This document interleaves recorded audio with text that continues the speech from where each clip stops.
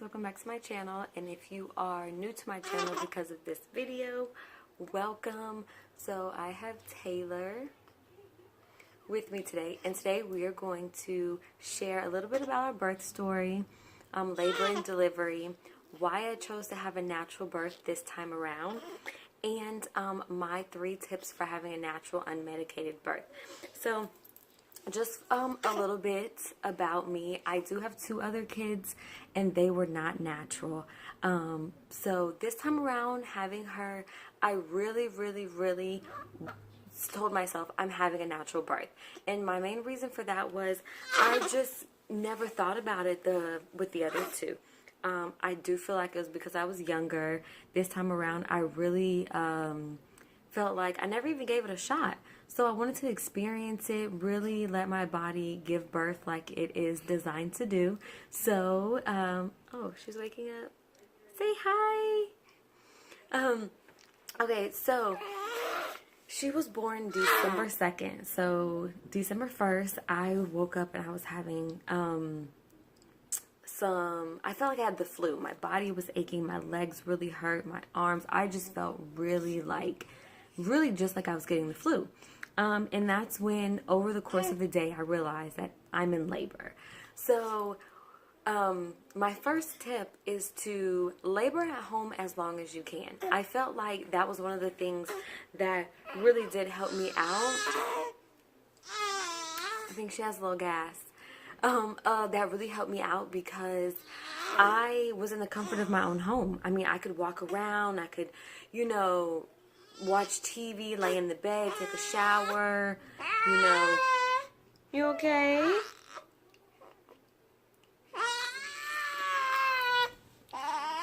Oh, did you want to talk? Did you want to talk? Want to say hi? She's like, I'm not having it, Mommy. Okay, she's good. So I labored at home really just as long as I could. Like I said, I was in the comfort of my own home, and I do feel like that really helped me out, not having the nurses and the doctors and everybody in and out of your room, or just anyone to really persuade you or ask you, you sure you're okay? You can handle the pain? Do you want something else? So that is one of my tips, is to labor at home as long as you can. So over the course of the day, I'm home. I even went to lunch with a friend. I was having contractions during that time, but it was all manageable until about 7:30 that night.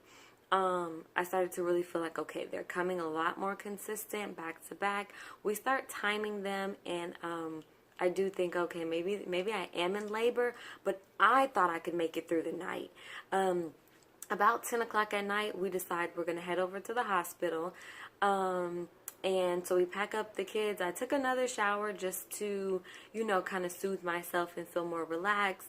And then we packed up the car and we all left. So when we get there, I am 3 centimeters dilated. So I'm like, okay, they said they're going to monitor me for a little bit. And I'm thinking, man, I really feel like I'm in a lot of pain. But I had done some research, which is my next tip, is to do your research. I watched videos, I read articles on Pinterest, I talked to my doctor, I talked to my partner, just so we were all on the same page. This is what I want. I need your support as my spouse, my doctor's support, knowing, and they both told me they completely supported my decision to have a natural birth, but as long as, I was healthy and baby was healthy. So I did a lot of watching videos, reading articles, just to know what my body was going through and what to maybe expect. You can't always, read something, and not everybody's labor and delivery process is going to be different. But, I was more interested this time around, so I definitely watched a lot of videos and read a lot. So I just advise, I just would say go ahead and do that. Because with my first 2, I didn't even give it a chance. I just knew people tell you that it hurts and it's painful. So I this time went around and I watched people's breathing and what other people did, sitting in the water. I researched my hospital. They allow you to kind of labor in the bathtub, so it's nice warm water. There's a squatting bar, there's the birthing balls, which I had one at home. I would watch TV on my birthing ball. I'd stretch. I'd be on my laptop on my ball. Definitely was on that all the time. But the hospital had that as well. They even have laughing gas. Just other things other than, an epidural. Another thing that I did, and it wasn't one of my top 3 tips, but in my head during my pregnancy, I would put in there that there's no epidural. Like, I didn't even think there was another option. I just knew God created us for this. We're women. We're powerful. We can do this. And epidural wasn't an option. So even though they say, oh, we have laughing gas and we have the birthing balls and we have all these other things before the epidural, I took that completely out. Like, that does not even exist right now to me. So, okay, so to jump back to my story, I'm in a triage, and I know that my body is, I know I'm going through labor, and I can do this, and that brings me to my number 1 tip. So far, my 2 tips for you guys are to do your research and communicate with your doctor and your spouse, and then, what was the other one? Oh my gosh, guys, my memory. To labor at home as long as possible. Sorry. I can't blame it on the baby this time. I know I used to be like his pregnancy brain. But no, and to labor at home as long as possible. But my number 1, my ultimate top tip for you guys is to get your mind in the right space. So when I got to the hospital and she said, you're only 3 centimeters, I'm like, that's it? That's all? Like, I'm in so much pain. But I was like, snap out of it, Brittany. Snap out of it. Because during my pregnancy, I told myself, you cannot allow yourself to get in that headspace of, this is going to be the worst pain ever. Or I didn't even really talk to people during my pregnancy about, people knew, like friends and family knew I wanted to have a natural birth. But I didn't talk about it a lot to people because I don't want the negativity. I don't want someone to say, oh my gosh, you're going to go through all that pain. Are you sure you're going to make it? That's what people say. So my top tip for you guys is to get your mind in the right space. Speak that positivity. Speak it into existence. I had so many birth affirmations, like God will not put more on you than you can handle. I can do anything for a minute and a half. I can, I'm going to, me and my baby are working together. My baby and my body are working together to get her out. I am stronger than I think. That is my number 1 tip, is to just get that negative mind frame out. And even people who are going to say anything negative about, oh my goodness, get it out right now, because that got me through every single contraction. I'm not kidding. When I was in that triage room with the kids and their dad, it was like I would be telling myself that as I'm on all fours, I'm rocking back and forth. Even in videos I watched, reading, I would hear people, they have their own breathing. Like some people put on music or they do deep breathing. I didn't like the whole, like even the nurse told me to do that. And it's like, that didn't work for me. What kind of worked for me was while I was going through my birth affirmations, my contraction would start, and I know, okay, it's going to last for maybe about a minute, maybe a little more than a minute, maybe 45 seconds, but I can do anything for 45 seconds to a minute and a half. I know I can. And I would do like a humming. It would be more like a and then I'd rock back and forth, and I'd tell myself, I'm stronger than I think. I'm stronger than I think. God wouldn't put more on me than I can handle. Women, we were designed for this. Like, we are built. We are strong. And it really, really got me through. So by the time I got a phone call, but so by the time I left the triage and I was admitted, it went so fast. It was so quick. And that's another thing. I would read that if you got an epidural and they give you the Pitocin, it can sometimes drag out labor.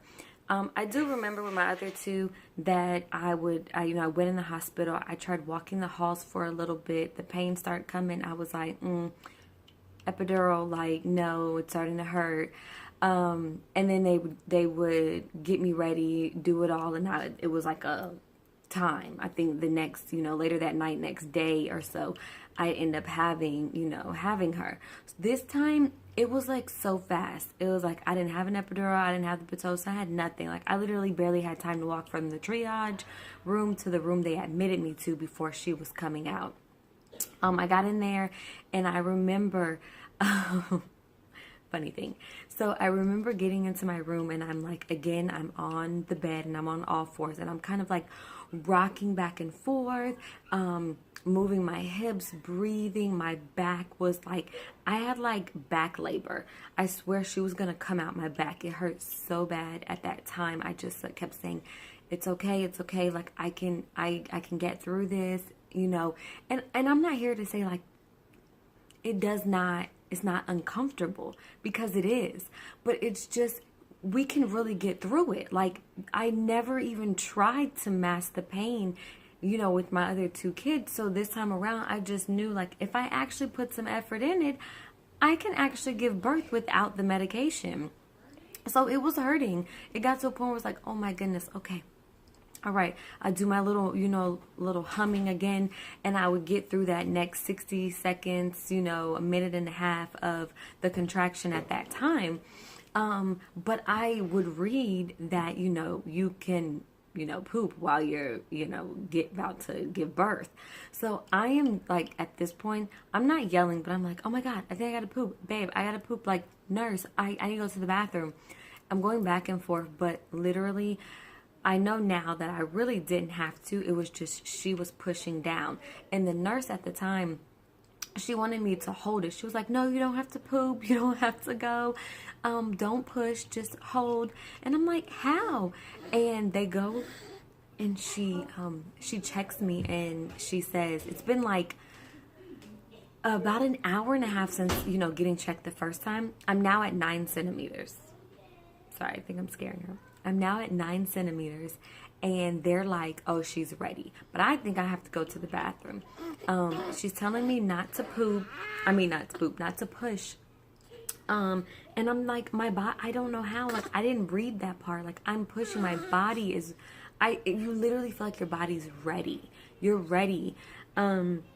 So, my doctor wasn't in that night.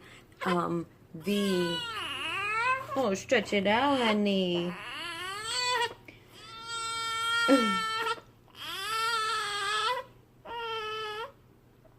So my basically the doctor on call misses it because I progressed so fast. They just called the ER doctor.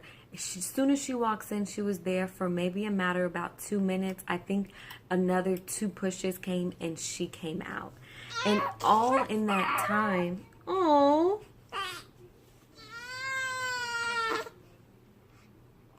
This is a rare time she has a pacifier, because she doesn't really like it. Are you okay? Huh? Oh, do you want to say hi?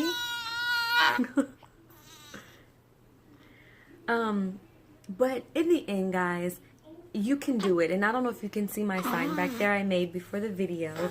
It definitely says you can do it, because you can. I'm telling you, my top tip for you guys is the birth affirmations. I coached myself, and granted, I had her dad right next to my side the whole entire time. I mean, rubbing my back, holding my hand, you know. But at the end of the day, like, telling myself mentally that I'm gonna do this and I can do this helped me really get through it, because your mind is very powerful. It really, really is. If you say, you know, you're going to do something, you can do it. It's like walking in an interview and looking in the mirror before you go in there and saying, you know, I'm good enough and I got this job. You speak it into an existence is what I truly believe. And being as it took me baby number 3 to actually have a natural birth, I'm very proud of myself. I really am. There's no shame in me sitting here saying that I am extremely proud of myself, because as women, we are extremely strong.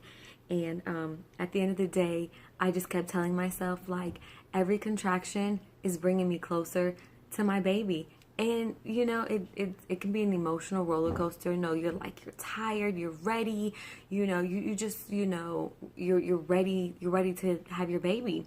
and the contractions are coming, and it's a lot.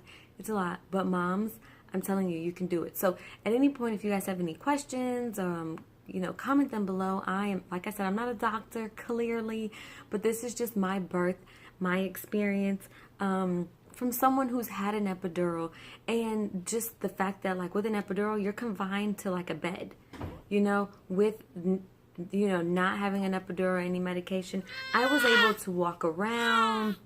I was able to, you know, sway back and forth, get in different positions to make me comfortable.